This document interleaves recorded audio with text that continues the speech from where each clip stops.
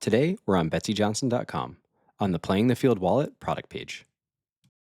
As the customer scrolls, they encounter the Product Genius feed. As the customer shops, the AI learns from the customer lingers, gestures, and what is actually catching their eye, like the penny wallet in blue. Since we're in demo mode, we can see how the AI is actually thinking about this customer in this shopping session. Demo message: sustained interest in novelty-themed accessories, playful kitsch designs, and matching jewelry. Again, this message is only available in demo mode so that we can see what the AI is thinking. As the AI observes more lingers and gestures, it updates its thinking.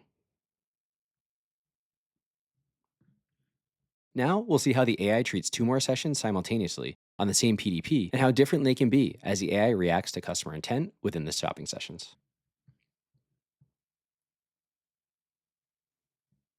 On the left, the customer really lingers on baseball-themed accessories, giving the AI a clear understanding of their intent and how it should shape its product recommendations. On the right, the customer really looks at a completely opposite style of purse, and it draws our attention as well as checking out some content. In both sessions, the AI is able to change its feed to address both of these customers and their unique needs. In your Product Genius dashboard, as the AI learns, so do you. In the Agent Management cockpit, you're able to see the policies that the AI is writing for itself after interacting with your customers and suggest policies for the AI to follow. Here, we see a rule that the merchandiser has suggested around seasonality, which is doing quite well.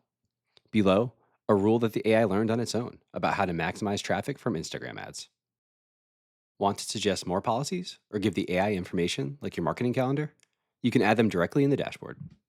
While our scrolling agent is great at giving customers the information that they need to deepen their engagement and buy based on interactions, our upcoming Search Genius allows customers to lean in and describe what they want in their own language.